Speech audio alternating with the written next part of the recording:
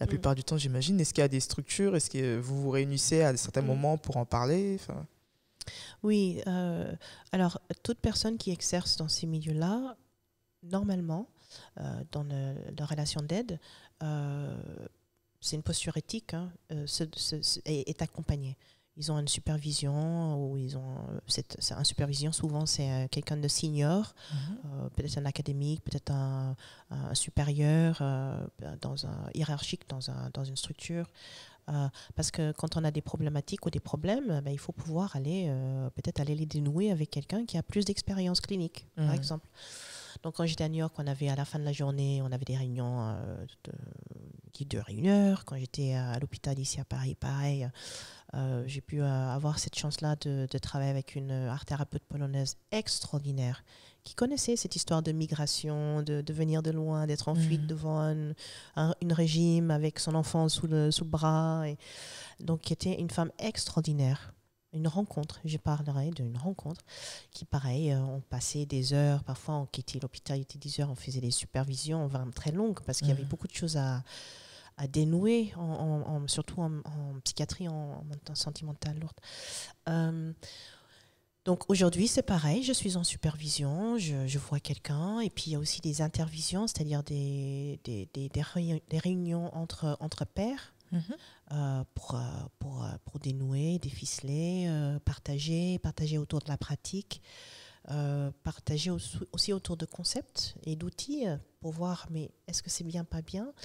Il peut y avoir aussi, et c'est ça ce qui est important pour moi, ce qui est nouveau pour moi, ce que j'ai pu, auquel j'assiste aujourd'hui, c'est des interventions entre personnes racisées. Et ça, c'est vraiment c'est un trésor, c'est un mine, parce que c'est un lieu, parce que souvent en supervision, et je ne suis pas la seule, on s'auto-censure. On est devant un senior qui a 65 ans, voilà, typique, l'homme qui a 65 ans, blanc, qui a fait son parcours, qui est Superman, quoi, entre guillemets. Il y a des choses, je ne pourrais jamais lui en parler. Ah d'accord. Mais il y a des choses, ça ne va pas lui faire sens, il va me prendre pour une parano. Ah ouais.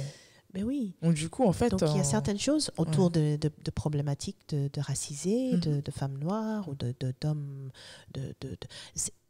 C'est difficile, donc, jamais... Et puis même, il y a aussi une côté un peu...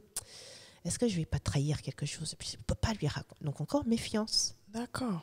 Ah oui, c'est vrai que, encore une fois, moi je suis vraiment une personne extérieure au domaine médical, donc on ne voit pas toutes ces choses-là.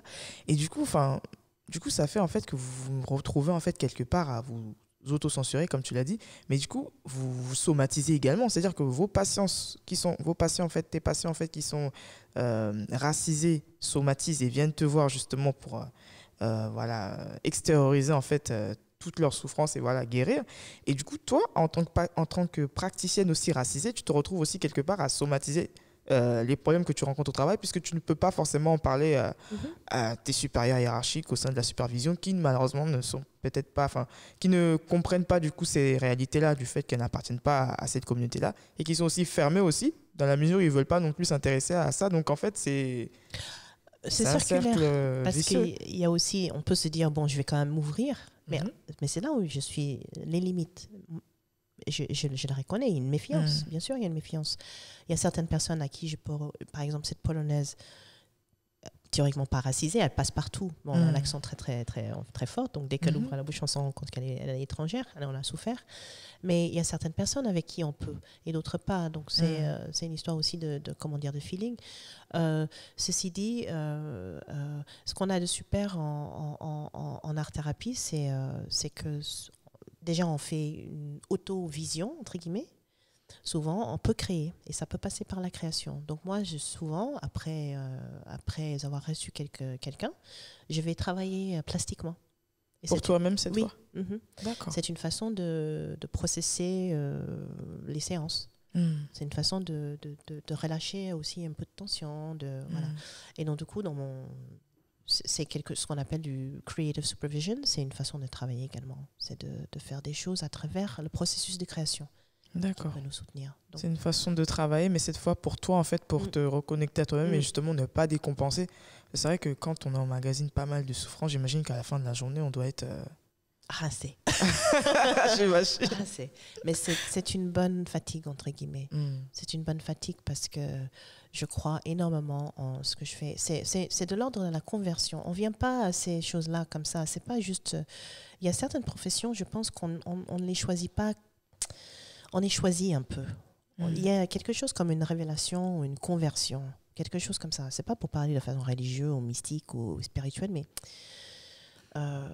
On sent qu'on est animé en fait et que voilà, c'est ma mission. Voilà. Parfois c'est par son parcours parce que voilà, on a un parcours un peu qui a amené à ce qu'on s'interroge et qu'on se penche sur ce que c'est que